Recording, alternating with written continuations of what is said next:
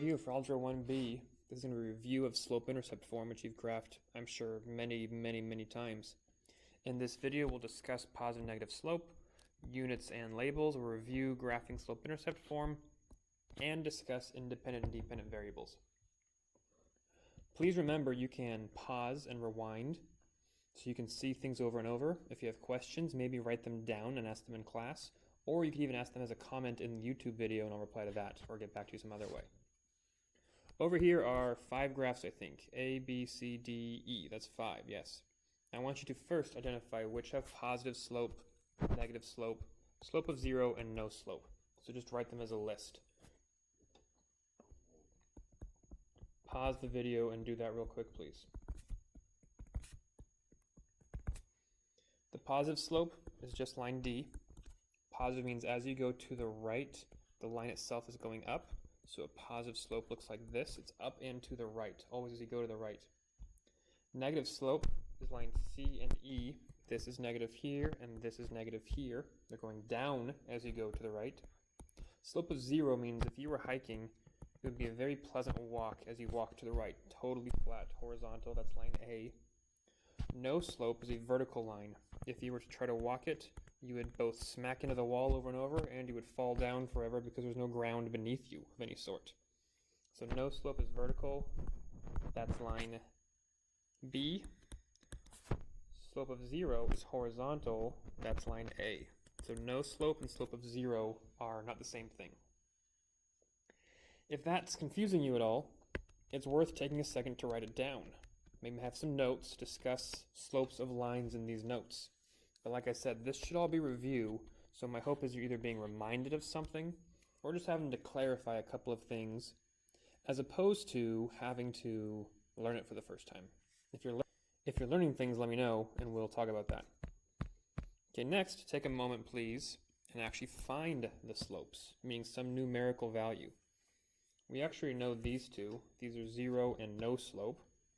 What is the numerical value of this one, and this one? Pause, find those slopes, please. Now the key to slopes, we call it rise over run. What that really means though is how far up or down did you go, divided by how far left and right did you go. In fact, if I were you, I would think about it as only ever going to the right. Run should always be to the right. It's really the change in y divided by the change in x, and that little triangle is called delta. Delta means change. So, for something like this line D, it's pretty simple. Find one clear point and another clear point. They're called lattice points, points that are falling on the actual dots, the actual coordinate spots. This is going up to as it travels right to. And the slope of 2 over 2 is 1. So line D has a slope of 1.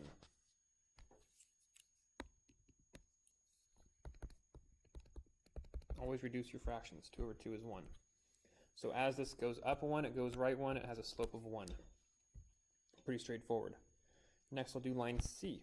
I look for some clean lattice points. Here's one at the point 0, 3. Here's one at the point 2, 0. When you have a graph, this is easy to do just by counting. It's going down 3 and right 2, down 3, right 2. So the slope for line C is negative 3 over 2, down 3, right 2. Always think of these as going to the right, never to the left, always to the right whenever you can help it. Finally, line E. Line E is going down 1 and right 2. So the slope of line E is negative 1/2, down 1, right 2. So when you have a graph, finding slope is usually pretty straightforward. Just find clean, clear points, nice lattice points that actually touch the dots, and then just count the steps. Down 1, 2, 3, right 1, 2. Since it went down 3, it was negative, and then right 2 is the run, so it's negative 3 over 2. Good. Okay, this equation here is in slope-intercept form. We're going to graph slope-intercept form, which is y equals mx plus b. We have m stand for the slope, and b is the y-intercept. We use m for slope because the idea is that the French word monter means to climb, And so it's like you're climbing the slope. So we use m. That's what people think we use m for. Kind of silly. This +2, this y-intercept, is my starting point. That's my b value. I start at 2 on the y-axis, not the x-axis, but the up and down axis, the y-axis. Then, from this point of 2, I'm going to go down 4 and right 3. So from this point of 2, I go down 4 and right 3. There's going to be a point here at the point 3, -2.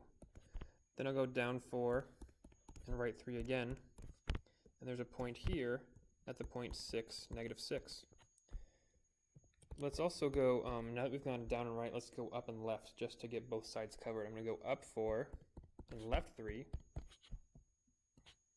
And then this is my line. This is the line y equals -4 3x plus 2. -4 thirds x, or 4 over 3x plus 2. Make sure your graphs always extend across the whole plane. Give them arrows on both sides, and plot and label at least 3 points. In this case, I did 4. But plot and label at least 3 points, extend your graph across the plane, and use a straight edge. Note that this right here, these dots, these are not called the graph, okay? This is not a graph. The graph is the actual line itself, okay? The dots or the grid and the axis, that's called the plane. The plane is the surface upon which we put our graphs. So graph paper isn't called graph paper because it's paper made out of graphs. Graph paper is called graph paper because it's the paper upon which we graph. But a graph is the actual line itself. The graph is showing the relationship between x and y. For example, if x is 0, y is 2. If x is 3, y is -2. If x is 6, y is -6. But every single point along this graph we could take, plug it into this equation, and it would work. For example, it looks like this right here is the point, if I go from here, -2.5, 5. If I were to take -2.5 and plug it in for x, and plug in a 5 for y, they should come out to the same value. They might not be the exact same, because I don't think that's actually -2.5, but I think it's close. Okay, we're told to give a table. A table is just a bunch of points, x and y. Go from least to greatest. So here's the point -3, 6. We had 0, 2. We had 3, -2. And we had 6, -6. There's my table. I'm asking for 3 points, but giving 4 is a good idea if they're nice and easy. Shrink that down. The last thing we're going to do is a checkpoint. A checkpoint is some point on the graph to make sure what we have is correct. Don't pick your y-intercept because you might have made other mistakes, so don't pick that one. If you can, don't pick a point on the x or y axis. This is a great checkpoint. I'm going to take the point 3, -2. Now 3 is the x value and -2 is the y value. What this means is I should be able to plug 3 in for this x right here and -2 in for this y right here and get a true statement. So I'm going to rewrite the equation, y equals -4 thirds x plus 2. I'm going to plug in -2 for the y and plug in 3 for the x. So x became 3 and y became -2. And then I just calculate and hope these come out to the same thing. I know that fractions are not our favorite, so I'm going to turn this 3 into the number 3 over 1. Okay, I still just plugged a 3 in for this x, but I made it 3 over 1. When you're multiplying fractions, you can cancel on the diagonals. So the 3's cancel. We get -2 equals -4 plus 2. And -4 plus 2 is actually just -2. So it checked. My checkpoint is good, and there's my graph. On your homework, I want every single graph to look like this. Draw a straight line, plot points, label points, give a table, show the work for a checkpoint. That might feel like a lot of stuff to do, but I don't actually give you a lot of problems. Instead of giving you a lot of problems, I want you to do a few problems really, really well. And if they're not done well, we're going to correct them and fix them. Okay, so if you have questions here, write them down, ask me, maybe watch the video again. But this should be review, so I'm not going super slow. I'm going to talk about the equation graph table trinity. This is not quite as holy as the Holy Trinity, but it's a pretty good trinity as far as trinities go. You can take any relationship, Okay, a relationship is how we relate one thing to another, like how many, in a second we'll do an example of how many cookies you eat per minute. But it can be shown three ways. One way it can be shown is by a graph. The graph gives you a picture of what's happening. But it can also be shown by a table. The table gives you specific data points. And the specific data points are useful, but they don't necessarily show you a whole picture, and you can't always tell what's happening between them. They just give you discrete individual points, but not lots of them. Then you can get the equation. The equation is telling you actually how the numbers are related to each other, how they're changing and playing with each other. The equation can get you the graph. And from the equation, we can get data points. But frequently, from a graph, we can also get the equation. And from a graph, we can find specific data points. If we have a table, we can graph the points in the table, so the table can get us a graph. And if we're good at our math, if we're strong in our game, we can go from a table to an equation. But these three pieces are all necessary to give any reader a full picture of what's happening with any relationship. The equation, the graph, and the table, all showing the same thing in different and useful ways, with their own strengths and weaknesses. Take a second, pause, see if you can find the equations of these two graphs, please. We use a checkpoint to make sure it's correct. This one has a y-intercept of -2. If I count this as a clean point and this is a clean point, it's going down 1 and right 3. So its slope is -1/3.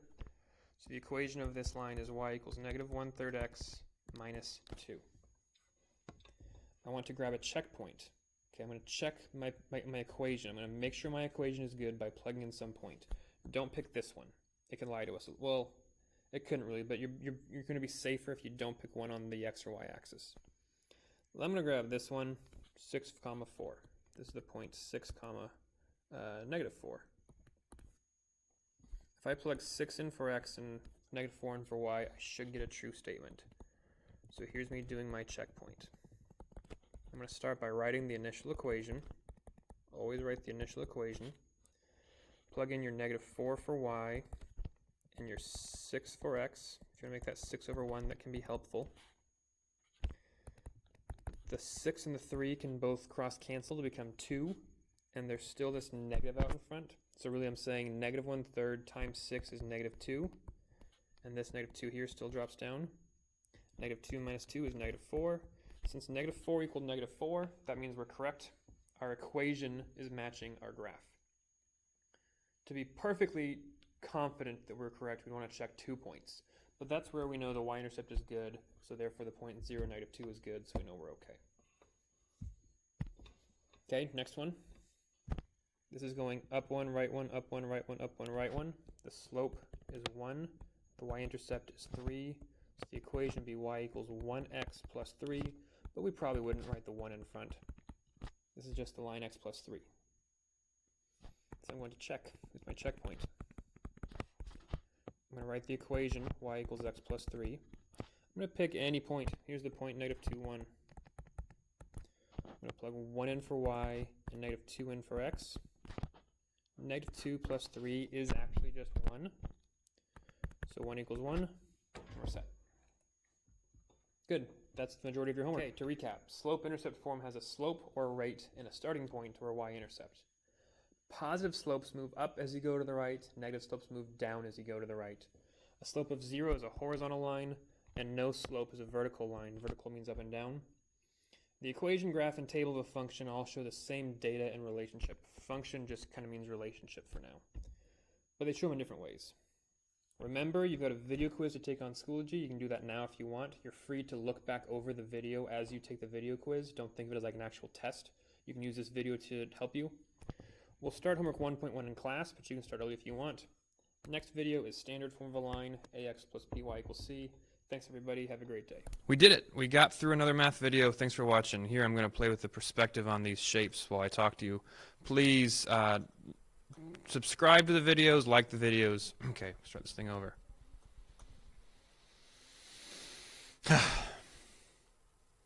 You did it!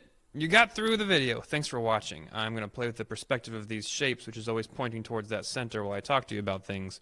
Please subscribe to the video, the channel really. Please like it if you found it helpful. If you want to share it with friends and say, hey, this guy's not the worst, that's an option too. You can always take your video quiz if you're in my class. And comment down below. See you next time.